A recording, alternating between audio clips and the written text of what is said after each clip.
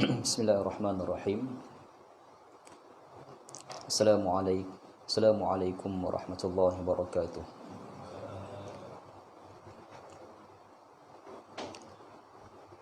Ummul Kitab Al-Fatihah.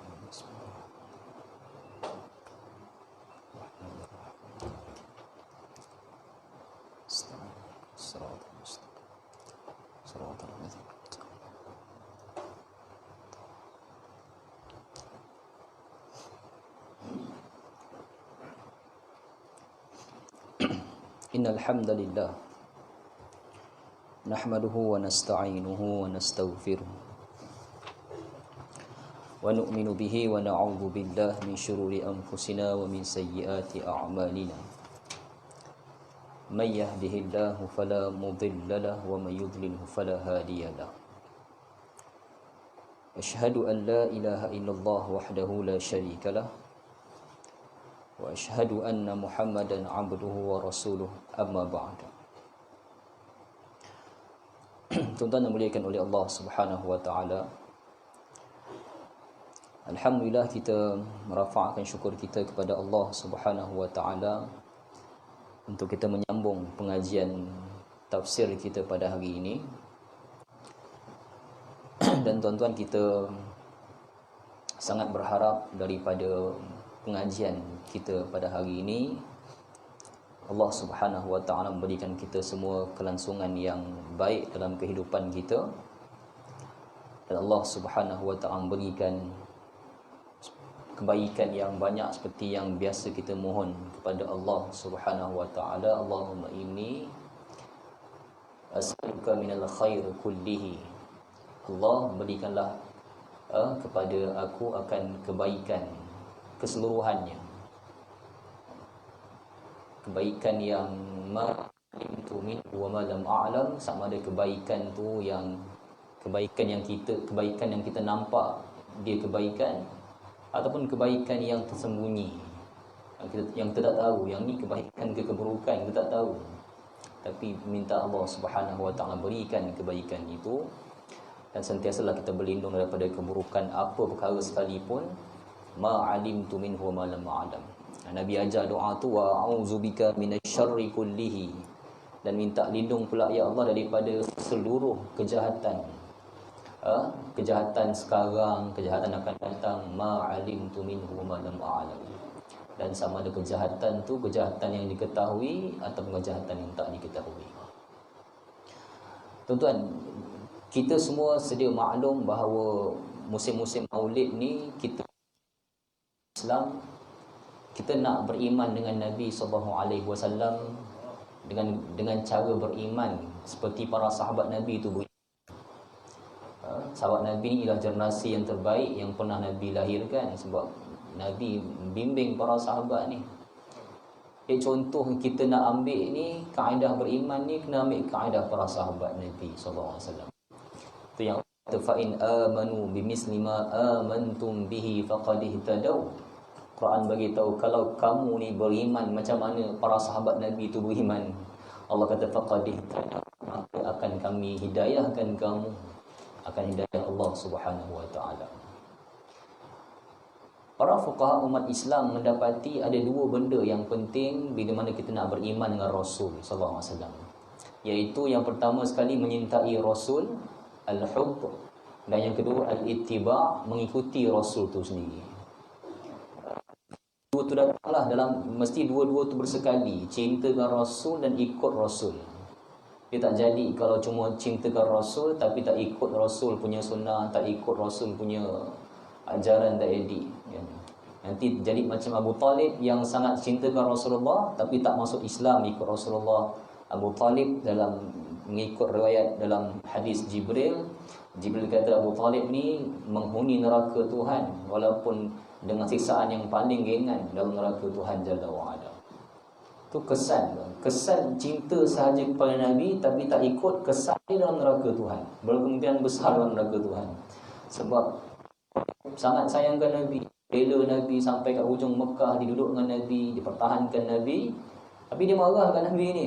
Cuma dia sayang anak saudara dia tak masuk Islam, dan dia cakap kat Nabi jangan sampai orang anna Abu Talib ghayyara dinakum. Jangan sampai orang Arab Mekah ni sebut Abu Talib ubah agama dia. Yang paksa-paksa aku masuk Islam, aku tak nak masuk Islam. Dia tak mau. Disebabkan dia sayang ke Nabi tapi tak ikut Nabi. Dan Abu Talib ni dia menghuni neraka. Tapi neraka yang paling ringan dia punya azab pun demikian dia kesakitan. Seolah-olah dia lah yang orang yang paling asyaddil azab. Dia mengadu kepada para malaikat dalam neraka. Dia kata, adakah orang lain yang ditimpakan azab asyaddil azab minni, dia kata. Adakah orang lain yang sangat keras dia punya azab berbanding aku ni? Maknanya dia sangka azab yang dia kena tu azab yang paling pedih. Walaupun sebenarnya Nabi kata azab yang paling ringan dalam hadis Jibril tu. Dan kemudian kita tak nak jadi orang yang ikut saja tapi tak cinta pun tak ada juga. Orang ikut tapi tak cinta, ikut je. Orang munafik zaman Nabi, semua pengikut Nabi, orang munafik kata, semua ikut Nabi. Pergi perang pun ikut. Terbunuh pula tu. Pergi perang terbunuh pula. Saya cerita kat banyak kali dah orang munafik ni. Dia berlakon nak pergi perang. Berlakon-berlakon terbunuh pula. Dia punya lakonan tak menjadi, mati pula kat medan perang tu. Allah campak dalam neraka Tuhan Jalla wa'ala. Orang munafik ikut Nabi, macam Allah bin Ubay bin Salul, ikut Nabi tapi tak cintakan Nabi pun tak jadi juga. Kita umat Islam ikut Nabi satu hal, kemudian kita kena cintakan Nabi sallallahu alaihi wasallam. Cintakan Nabi ni kita berselawat, kita ikut sunnah Rasul, akhlak kita, mengaplikasikan ilmu, belajar ilmu, mengajar balik ilmu. Ini sunnah Rasul sallallahu alaihi wasallam. Yang umat Islam cinta tu berarti kita sampaikan selawat kita. Kita didik perasaan kita nak jumpa Nabi pada hari akhirat, dalam syurga Tuhan, nak jumpa, cintakan Nabi. Dan kita berselawat dengan selawat yang paling besar, dia punya pahala dengan selawat Ibrahimiyah yang biasa kita baca dalam salat tu kan. Yang para sahabat tanya kepada Nabi, "Kaifa nusalli 'alaika ya Rasulullah?" Macam mana kami nak selawat kepada engkau wahai Rasulullah? Nabi kata, "Allahumma salli 'ala Muhammad wa 'ala ali Muhammad." Yang paling pendek itulah, "Allahumma salli 'ala Muhammad wa 'ala ali Muhammad." Tuan jangan salah faham kan. Kita berselawat sallallahu ala Muhammad, itu bukan selawat lagi. Yang tu ajakan supaya kita berselawat.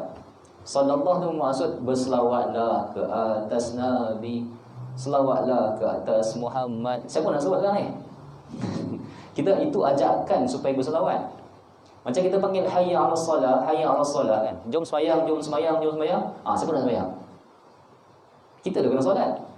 Jadi Allah sallallahu alaihi Muhammad tu bermaksud jumlah kita berselawat, jumlah kita berselawat. Sama macam hayya 'alas salah, hayya 'alas salah kan. Jumlah kita solat, jumlah kita solat. Siapa nak solat? Kita kena solat. Jadi sallallahu alaihi Muhammad tu bukan selawat, itu ajakan untuk berselawat. Kaedah berselawat bila sebut sallallahu alaihi Muhammad, tu berhenti Allahumma salli ala Muhammad wa ala ali Muhammad kama sallaita ala Ibrahim wa ala ali Ibrahim. Tu pahala selawat. Setakat tuan-tuan banyak kali 2-3 jam sallallahu alaihi, belum selawat lagi. Itu baru ajak orang selawat. Kalau tuan-tuan faham maksud dalam bahasa Arab tu, tuan akan tahulah ini ajakan. Maknanya itu seni dakwah untuk jumlah kita berselawat ke atas Nabi, jumlah kita berselawat ke atas Muhammad. So cara nak selawat dia ialah Allahumma salli ala Muhammad wa ala ali Muhammad. Macam Allah dalam Quran, Allah kata sabbihisma rabbikal a'la. Bertasbihlah kepada Allah yang maha tinggi. Siapa nak tasbih? Tu yang Nabi terus nyaut. Nabi sebut subhana rabbiyal a'la. Maha suci Allah yang maha tinggi. So Allah kata sabbihisma rabbikal a'la. Bertasbihlah kepada Allah yang maha tinggi. Kita sambut subhana rabbiyal a'la. Semaha suci Allah, kaulah Tuhan yang maha tinggi. Itu kaedah kan. Jadi berselawat ke atas Nabi tanda cintakan Nabi SAW. Dan ikut Nabi bermaksud ikut sunnah Rasul. Kita solat ikut sunnah Rasul, kita berakhlak dengan sunnah Rasul, kita belajar ilmu sunnah Rasul dan sebagainya lah. Banyaklah tanda-tanda dia. So jangan kita jadi orang yang hanya pandai cintakan Nabi. Kalau cintakan Nabi sahaja tak ikut Nabi, risau-risau jadi macam orang-orang dalam kalangan Abu Talib. Ikut saja tak cinta, risau jadi orang-orang munafik macam Allah bin Ubay. Nak dulu ada cinta, ada ikut Nabi sallallahu alaihi wasallam. Yang tu kita nak jadikan diri kita ni umat yang disayangi, yang dapat syafaat Nabi sallallahu alaihi wasallam. Baik, tuan-tuan dirahmati oleh Allah Subhanahu wa taala. Kita akan sambung kita punya pengajian kita ni dalam ayat yang seterusnya daripada suratul Baqarah. Kita bincang panjang tuan kisah-kisah suratul Baqarah ni zaman Nabi Allah Musa alaihi salam. Allah ceritakan kaum yang disebut sebagai apa? Sebagai innal ladzi sebagai apa? Sebagai orang-orang yang depan kau dia kata dia beriman. Wa ma hum bimu'minin kan? Tapi belakang kau wahai Muhammad mereka dia tak beriman sebenarnya. Setelah Allah sebut innal ladzina kafaru sawa'un 'alaihim anzartahum am lam tunzirhum la yu'minun. Khatamallahu 'ala qulubihim wa 'ala sam'ihim. Ini sisi orang kafir. Allah sebut yang ketiga wa minan nas may amanna billahi wal yawmil akhir wa ma hum bimu'minin. Ada orang wahai Muhammad depan kau dia kata amanna kami beriman wa ma hum bimu'minin. Mereka ni tak beriman pun sebenarnya. Merujuk kepada sampai ayat yang ke-60 ini masih menceritakan tentang orang munafik yang contoh dia tu ialah orang-orang Yahudi. Tuan, pada kelas yang lepas kita dah baca bagaimana orang Yahudi pada ayat yang ke-59. Mereka ni memang kuat temberang orang Yahudi ni. Dia trick, dia buat dia kalimah-kalimah dia kalimah yang jahat. Orang Yahudi biadab dengan Tuhan Jalla wa Ala. Allah nak ampunkan mereka atas banyak dosa yang mereka buat sampai Allah sesatkan mereka di Saina, tak dapat jumpa ke Baitul Maqdis, ke Al-Aqsa. Sekarang ni Tuhan kesian, Tuhan nak ampunkan mereka. Tak apalah aku ampunkan kamu, tak minta ampun pun tak apalah aku ampunkan kamu sekarang ni. Syarat dia kena sujud pada aku, sebut astagfirullah, sebut perkataan hittah, tanda kamu nak minta ampun pada aku, sujud. Sekarang ni masuklah wadkhulul baba sujada, masuklah ke pintu Al-Aqsa ni. Allah nak ampunkan mereka, Allah suruh sebut kalimah yang baik, mereka tak sebut. Bahkan mereka siap trik, dia buat satu hilah pula nak sebut kalimah tu bagi nampak cantik. Dan dalam tafsir-tafsir yang ada, kalimah hittah yang Allah suruh sebut dia tukar pada perkataan hintah. Hittah bermaksud astagfirullah, hintah bermaksud tepung. Dia macam minta makan, nak makan. Dia nak trik perkataan tu supaya orang dengar macam hittah, macam hittah, tapi sebenarnya bukan hittah. Dengar sebenarnya hintah. Dia trik perkataan. Dia ingat Allah ni pekak macam mereka. Tidak, Allah Maha mendengar. Tu yang Allah sebut fabaddalal ladzina zalamu qawla. Mereka ni kaum yang zalim, dia telah mengubah perkataan mereka sendiri. Baik tuan-tuan, hari ini kita akan sambung bagaimana Allah Subhanahu wa taala lanjutkan semula kisah ini. Tapi kisah ni Allah Subhanahu wa taala dia kembali balik ke latar belakang sikit. Zaman tu kembali ke belakang sikit. Sebab apa? Sebab hikmah yang tersendiri kan. Yang cerita ayat 59 tu dah sampai dekat Baitul Maqdis lah tu. Kat pintu Baitul Maqdis nak masuk ke tanah yang dijanjikan, tanah suci Al-Ardul Mubarakah, ataupun orang putih kata Holy Land kan, tanah yang berkat, yang sangat agung, tanah yang suci sangat. Bahasa Arab Quran sebut Al-Ardul Mubarakah, bumi yang berkat. Barakah daripada Tuhan tu, tanah dia pun subur. Saya cerita tuan-tuan macam mana suburnya tanah bumi yang berkat, iaitu Syria, Palestin, Jordan dan juga Lebanon ni, tanah-tanah yang sangat subur ya. Allah Subhanahu wa taala sekarang ni Allah kembalikan balik latar masa ni ke belakang sikit. Kembalikan balik cerita mereka sesat di Saina. Cerita wa idistasqa Musa liqaumihi faqul nadrib bi'asaka al-hajar فانفجرت منه 12 عينا قد علم كل أناس مشربهم كلوا واشربوا من رزق الله ولا تعثوا في الأرض مفسدين. Allah kata wa idistasqa, ingatlah ketika Nabi Musa alaihi salam, Nabi Allah Musa, wa idistasqa, Musa ni dia istasqa, dia minta siqayah ni minta air. Nabi Allah Musa alaihi salam, orang Bani Israel ni dia minta Nabi Allah Musa supaya mintakan kepada Allah ni air. Wa istasqa Musa liqaumihi faqul nadrib bi'asaka al-hajar. Maka kami pun berkata idrib bi'asaka al-hajar, ketuk dengan tongkat kau wahai Musa akan batu itu. Fanfajarat minhu 12 aina, maka akan terpancar deras. Fanfajarat dia ada beza dengan dia fanfajarat bermaksud air tu dia terpancar kuat. Dia ada ayat lain, ada fambajasat. Ni air yang mengalir perlahan. Fanfajarat dia terpancar deras. Terpancar deras 12 air daripada mata air yang berbeza. 12 saluran air daripada mata air yang berbeza. Qad alima kullu unasim mashrabahum. Maka Allah kata, makan dan minumlah daripada qad alima kullu unasim mashrabahum. Maka Allah sebut tiap-tiap satu laluan air itu ialah untuk kaum-kaum yang tertentu. Qad alima kullu unasim mashrabahum. Air yang 12 laluan tu untuk kaum-kaum yang tertentu. 12 kaum Bani Israel kan, Allah Alam. Allah kata kulu washrabu, minumlah, makanlah, minumlah min rizqillah, daripada rezeki yang Allah beri, wala ta'thaw fil ardi mufsidin, dan janganlah kamu berkeliaran buat tak tahu, dan juga kamu buat kerosakan di atas muka bumi Allah Subhanahu wa taala. So, yang ni ayat yang ke-60 daripada surah Al-Baqarah. Allah Subhanahu wa taala lanjutkan lagi kisah ini dalam keadaan Allah kembali balik ke belakang sikit sejarah sebelum mereka masuk balik ke Baitul Maqdis, tempat yang Allah janjikan kepada mereka. Dan kelihatan ayat ini, tuan, latar belakang ayat ni tuan-tuan, para ahli tafsir menyebut Bani Israel ni dia dah tak mempedulikan Nabi Allah Musa alaihi salam. Mereka punya interaksi dengan Nabi Allah Musa ni dah macam peduli lah, tak apa jadi lah. Musa tu biar dia buat apa pun, dia macam mempergunakan Nabi Allah Musa ni untuk sebagai tempat mereka minta, tapi mereka tak taat pun. Minta kepada Nabi Allah Musa, taat tidak. Tuan, ayat ni kali ni Bani Israel ni dia minta air, tuan, air cari sendiri. Dia minta Allah bawa turun air pula.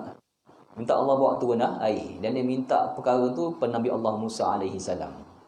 Tuan, latar belakang ayat ni tuan-tuan, para ahli tafsir menyebut betapa Bani Israel sudah tak mempedulikan lagi Nabi Allah Musa ni. Dia buat macam hamba dia untuk minta air kat Tuhan. Dia berbeza dengan para sahabat Nabi Muhammad sallallahu alaihi wasallam yang sentiasa bersama-sama dengan Rasulullah sallallahu alaihi wasallam dalam apa keadaan sekalipun. Tuan, Sa'ad bin Mu'az, sahabat Nabi SAW kan. Musim Maulid ni kita sebut sirah para sahabat, sebab kita kena ikut para sahabat ni.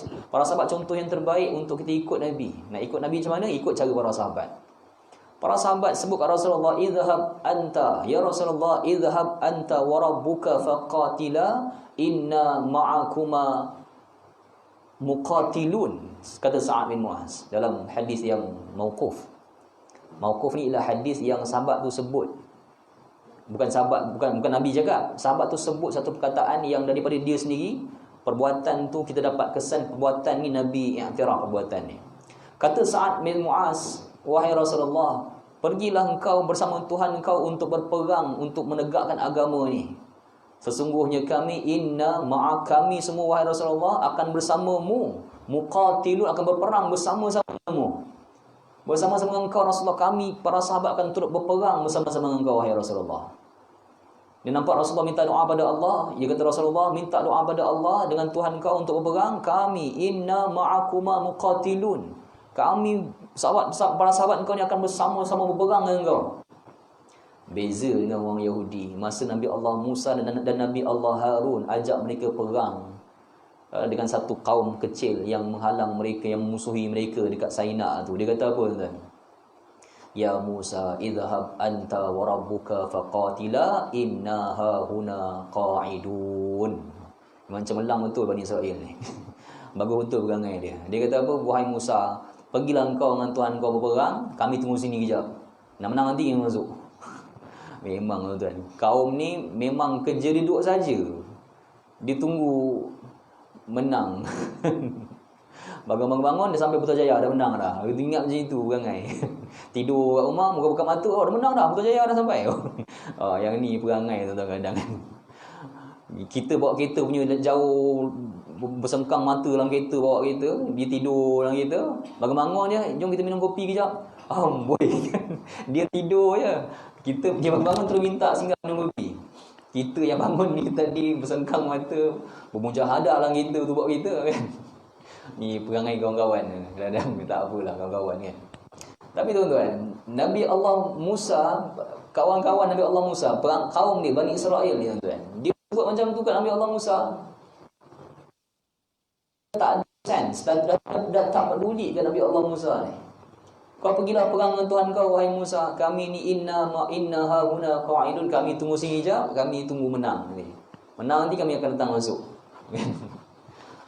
Beza dengan Rasulullah. Sa'ad bin Mu'az kata, idhhab anta wa rabbuka faqatila inna ma'akuma muqatilun.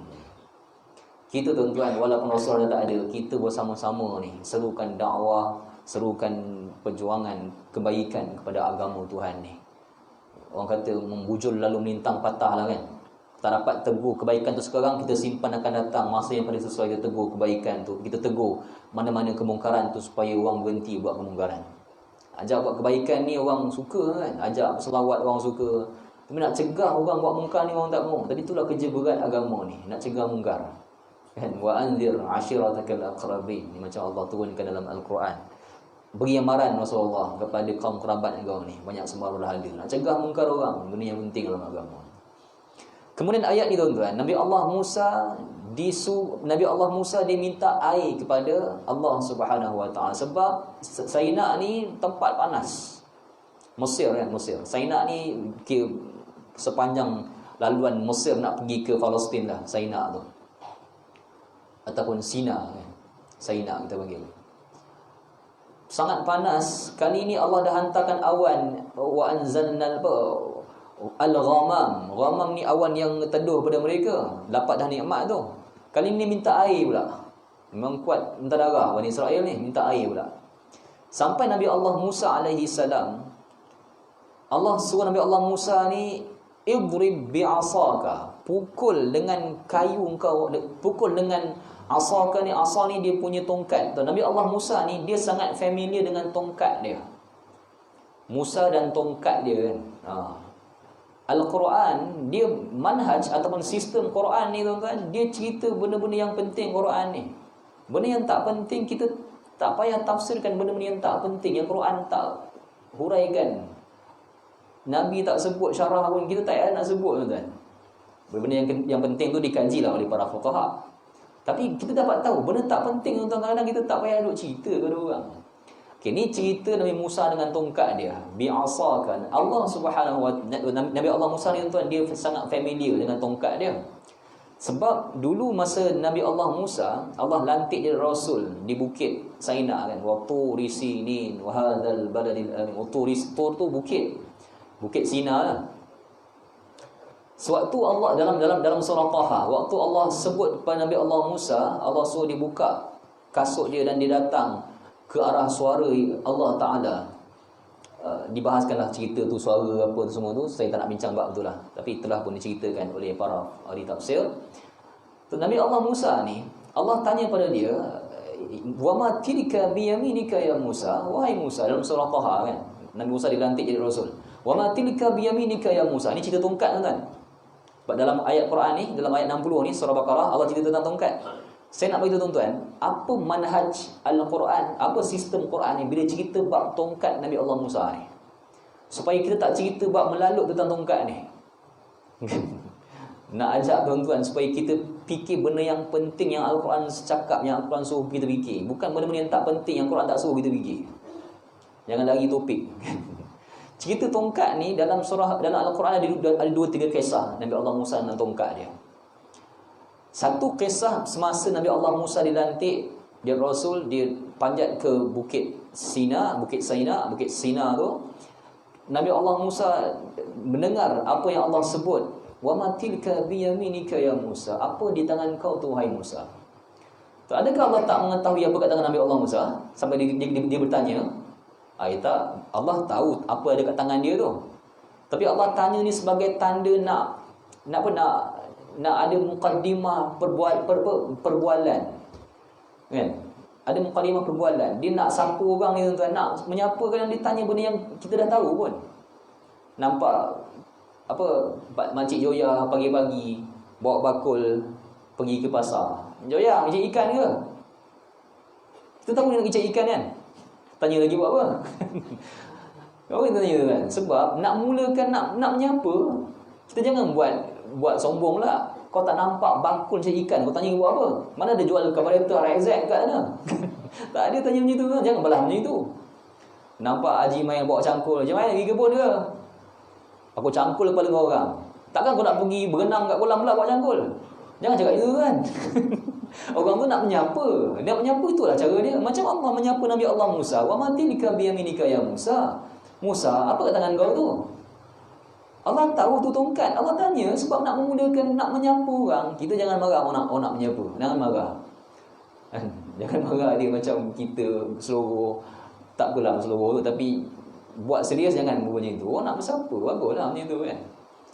Allah sebut, jawab Nabi Allah Musa. Nabi Allah Musa kata apa? Qala hiya asaya. Kata Nabi Allah Musa, yang ni tongkat aku ya Allah. Asaya tongkat. Asa tongkat. Asaya tongkat aku. Atawakkau 'alaiha wa ahushu biha 'ala ghanami.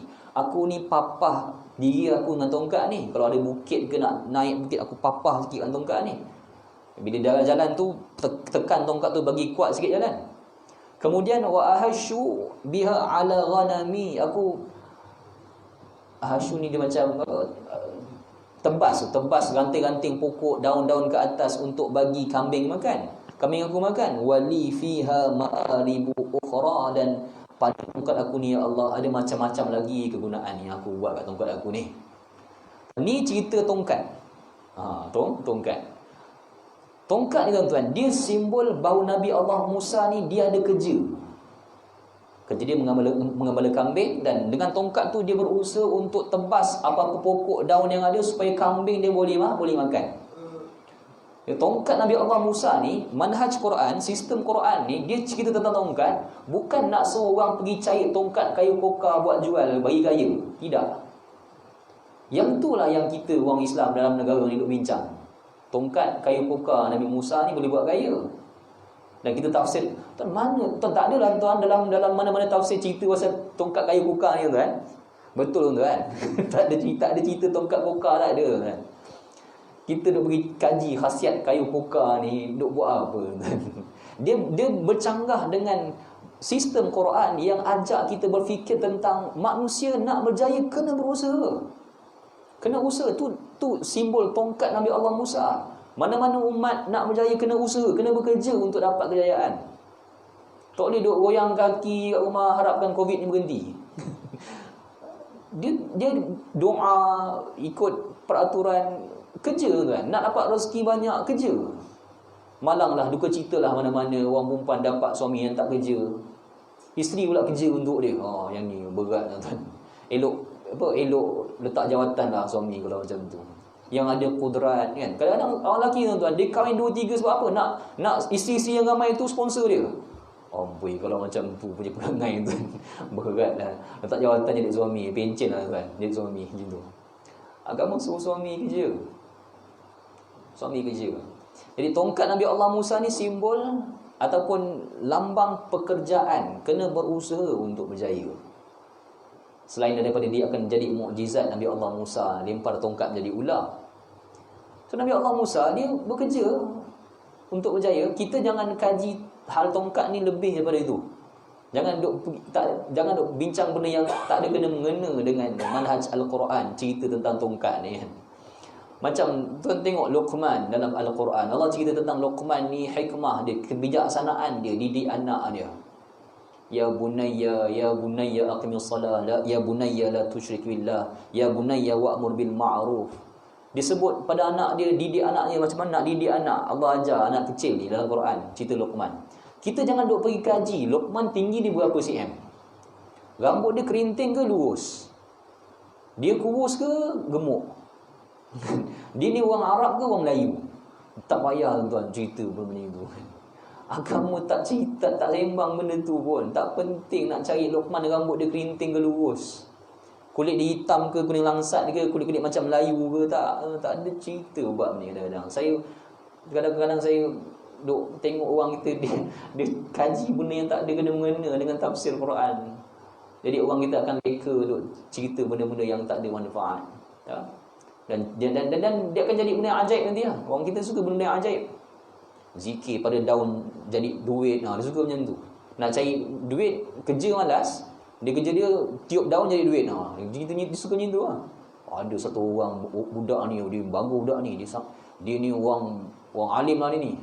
Dia tiup daun tu, dia genggam, bila buka jadi duit daun tu. Hebat ni orang alim. Yang tu dia suka orang kita ni. Dia suka yang macam tu.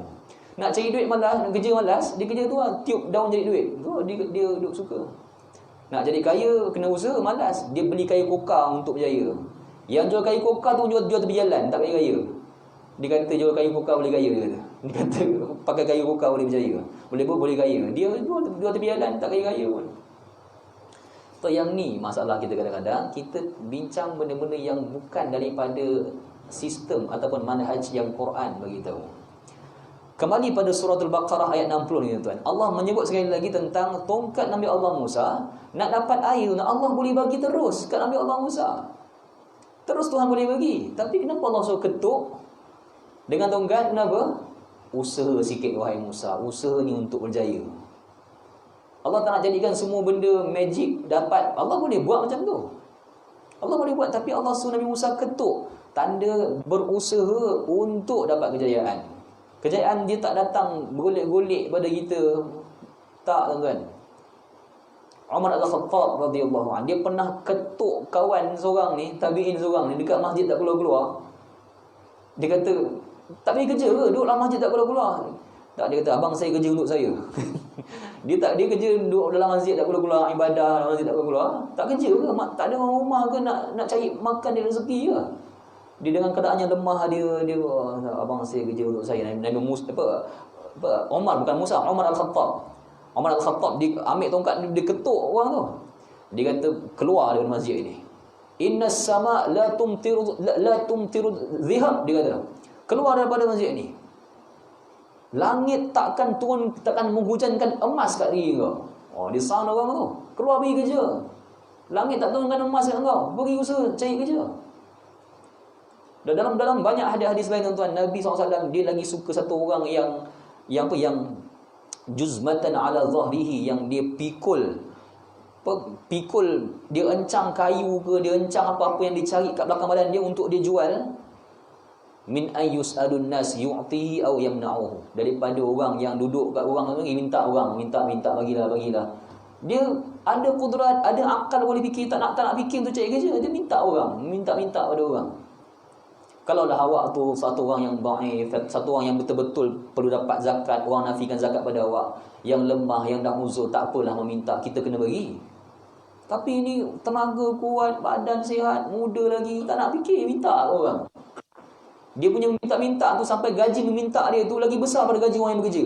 Yang ni tuan-tuan, lawan tu okey kan. Dia minta-minta pada orang. Dia naik apa kereta tu? Nazar Rondo je naik. Kita naik tu orang, kita buruk je. Hebat dia minta-minta. Nabi tak suka minta-minta ni. Tak suka minta-minta. So dia cari kerja. Tapi zakat ada, kita kena beri. Meminta-minta, kalau dia uzur, dia tak mampu betul, dia minta tu halal lah untuk dia. Tapi untuk orang yang ada kudrat, orang yang kuat, yang sihat, tapi minta-minta pada orang, menampakkan diri dia dhaif, diri dia lemah, agama tak suka macam tu. Agama dalam sebab tongkat Nabi Allah Musa, agama bagi tahu tentang perlunya manusia berusaha untuk mendapat apa yang dia mahu. Kali ini Nabi Allah Musa gunakan tongkat dia untuk ketuk batu ni. Ketuk batu dan untuk dapatkan air. Walaupun Allah Subhanahu Wa Taala boleh keluarkan air terus tanpa ketuk, tapi Allah suruh Nabi Musa ketuk dengan tongkat dia. Fanfajarat bermaksud terpancarlah air. Terpancar air ni min husnata asyrata aina. Dalam ayat yang lain Allah menyebut tentang fanbajasat. Fanbajasat ni tuan, maksud dia air tu dia dah keluar, dia dah mengalir biasa. Fanfajarat ni maksud terpancar. Masa air tu baru nak keluar, dia dia macam meletus, macam terpancut keluar macam tu. Tapi ayat yang lain dalam Quran tentang fanbajasat, dia bermaksud air tu dah mengalir dah tak terpancut, dia dah mengalir macam biasa. Penggunaan kalimah-kalimah bahasa Arab Quran ni dia sangat teliti dengan maksud dia tu. Sangat-sangat teliti. Jadi kali ini Allah gunakan fajarat bermaksud dia terpancar keluar, dia laju deras air tu, terpancar keluar. Min husnata asyrata aina, dan Allah Subhanahu wa taala pancarkan air ni sebanyak 12 laluan air yang berbeza-beza. 12 laluan ni tuan-tuan, kenapa 12 tuan-tuan? Kita dah sebut sebelum ni sebab para ahli tafsir mereka berbincang antara ijtihad mereka tentang 12 ni ialah 12 kaum Nabi Allah Musa alaihi salam. 12 anak-anak Nabi Allah Yaqub alaihi salam kan. 12 anak-anak, ada 10 daripada 2 10 dan juga 2 daripada isteri yang berbeza-beza. 2 tu ialah Nabi Allah Yusuf dan juga abang dia, saudara kandung dia, iaitu siapa nama? Bunyamin kan. Yang diceritakan dalam beberapa riwayat nama dia sedemikian. 12 ni 12 kaum Bani Israel. Zaman Rasulullah ada berapa lagi kaum Bani Israel? Bani Nadir, Bani Quraizah dengan Bani Qainuqa. Ada lagi zaman Nabi Muhammad SAW. Tapi asal 12 kaum ni memang 12 kaum, wallahu ta'ala ni ijtihad para ahli tafsir, 12 kaum Bani Israel, yang mana mereka juga tuan-tuan dalam beberapa riwayat yang lain, dalam beberapa riwayat Israiliyat yang lain, mereka pernah minta laluan di lautan masa Nabi Allah Musa belah dengan tongkat tu. Dia pernah minta 12 laluan nak merentas laut tu yang berbeza-beza ikut kaum. Sempat lagi diman tuan-tuan, Firaun dengan tentera kat belakang tengah kejar, sempat lagi buat minta benda-benda merepek, patut lari dulu. Dia sempat fikir benda-benda yang saya kata merepek lah. Sempat Musa, biar 12 laluan ni, kaum ramai ni, setiap kaum nak lalu masing-masing. Oh, yang ni tuan-tuan, jenuh. Dapat kaum macam ni memang susah sikit tuan-tuan. Kan, yang itu Nabi Allah Musa alaihi salam. Pengajaran besar kepada Rasulullah SAW tuan. Bila Rasulullah naik Mi'raj, jumpa Nabi Allah Musa ni, andai kata Nabi Allah Musa ceritakan balik kedegilan kaum dia, pasti Nabi Allah Muhammad SAW akan bersyukur pada Allah. Kaum yang ada ni degil juga, tapi taklah sedegil macam Nabi Allah Musa AS. Tak sedegil macam kaum Nabi Allah Musa AS ya. Rintangan-rintangan yang dilalui oleh para nabi-nabi terdahulu kan. Nabi Muhammad SAW ada rintangan juga, tapi taklah sampai orang campak atas api macam Nabi Allah Ibrahim AS. Yang cerita-cerita macam ni dia melegakan Nabi Allah Muhammad SAW, melegakan sebab semua orang dah kena dah benda yang aku lalui ni. Bahkan Nabi Allah Ibrahim, Abul Anbiya, abah pada semua nabi-nabi ni, teruk lagi kena sampai jadi bogilkan, dicampak dalam api Nabi Allah Ibrahim AS. Yang ni tuan-tuan, perjuangan Nabi Allah Musa.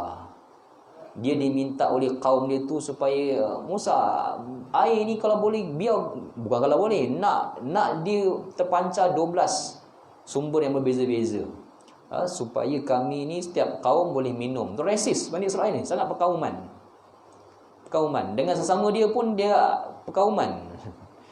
Sama dia perkauman juga. Perkauman ni bukan ajaran daripada agama. Agama tak pernah kenal semua perkauman-perkauman. Hidup Cina, hidup India, hidup Melayu ni semua. Melayu berdaulat Islam sepakat, Cina berdaulat Islam sepakat, apa semua tuan. Ini semua agama tak pernah kenal semua tuan. Tak ada perkauman. Tapi sayangkan kaum tu adalah, bukan perkauman. Sayangkan kaum sendiri tu memang ada dalam agama. Nabi sendiri sayangkan kaum dia. So Ali radhiyallahu anhu jaga kaum.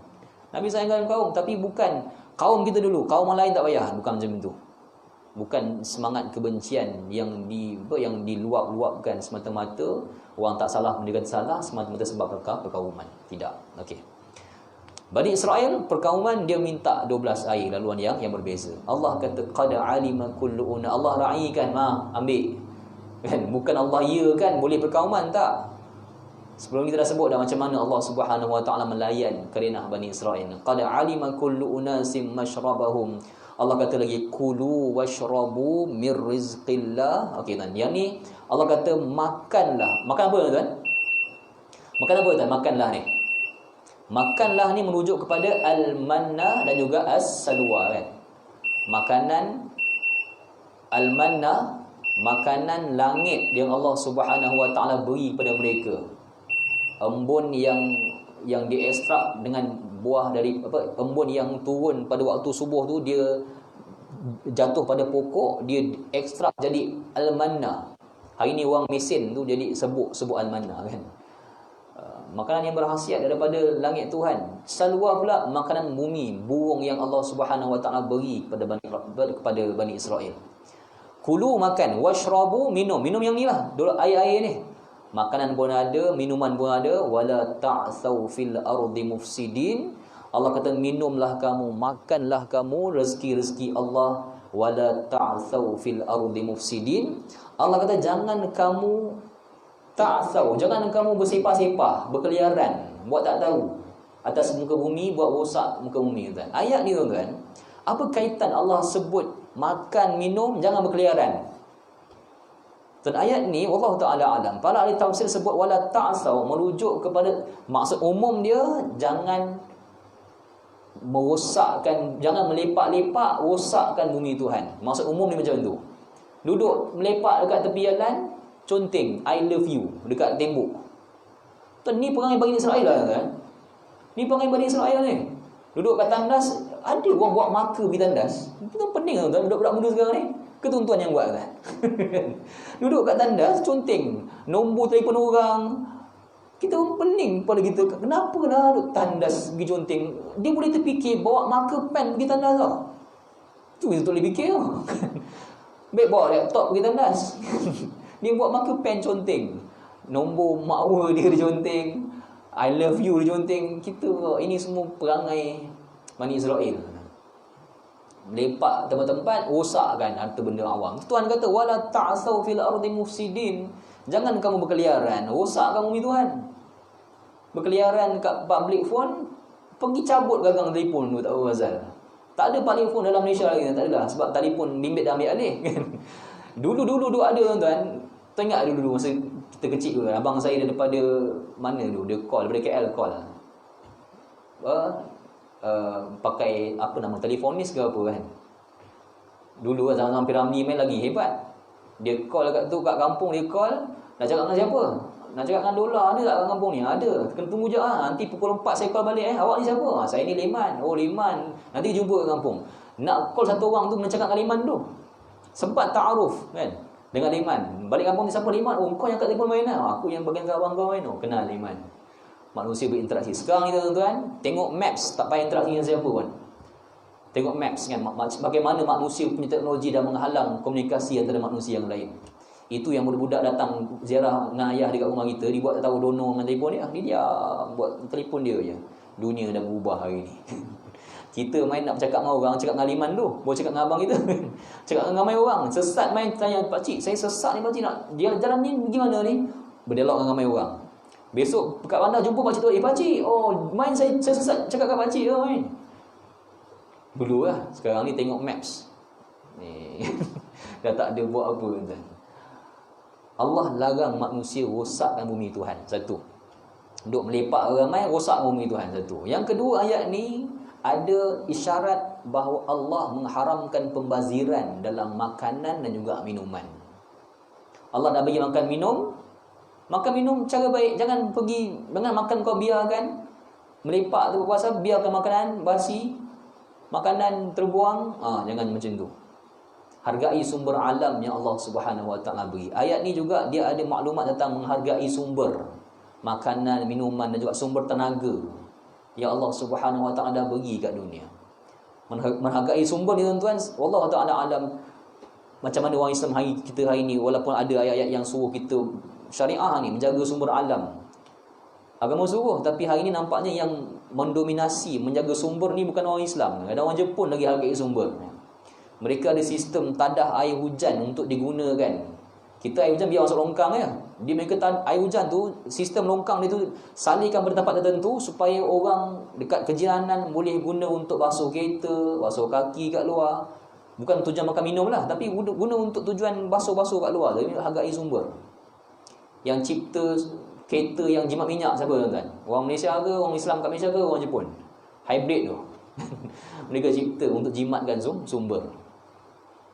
Dia agama ini di atas banyak nas, dia suruh kita menghargai sumber. Ada hadis Nabi SAW, walaupun hadis tu dibincangkan taraf kesahihan dia, tapi ada hadis Nabi yang sebut tentang jimatkan air walaupun engkau berada bima'in nahar, dekat sungai yang mengalir. Sungai-sungai yang mengalir nak wuduk tu Nabi suruh jimatkan air, membuktikan agama sangat memelihara sumber air ataupun sumber tenaga yang ada. Di Bani Israel, mereka telah mengkhianati Allah Subhanahu Wa Taala entah kali keberapa mereka buat dalam hal yang demikian. Termasuklah dalam bab ini mereka tidak menghargai sumber alam dan tak bersyukur di atas nikmat yang Allah Subhanahu Wa Taala beri kepada mereka, makan minum yang Allah dah beri kepada mereka. Wallahu taala alam. Allah Subhanahu wa taala berkati insyaallah. Sallallahu ala Muhammad wa ala alihi wasahbihi ajma'in. Alhamdulillahirabbil alamin. Bismillahirrahmanirrahim. Alhamdulillahirabbil alamin. Wassalatu wassalamu ala asyrafil anbiya'i wal mursalin wa ala alihi wasahbihi ajma'in. Ya muallima Ibrahim al-hikmah 'allimna wa ya mufahhima Sulaiman al-hikmah fahimna. وفهمناها سليمان كلا آتينا حكما وعلما وسخرنا مع الجبل والسبحنا والطير وكنا فاعلين الحمد لله رب العالمين. تقبل الله منكم.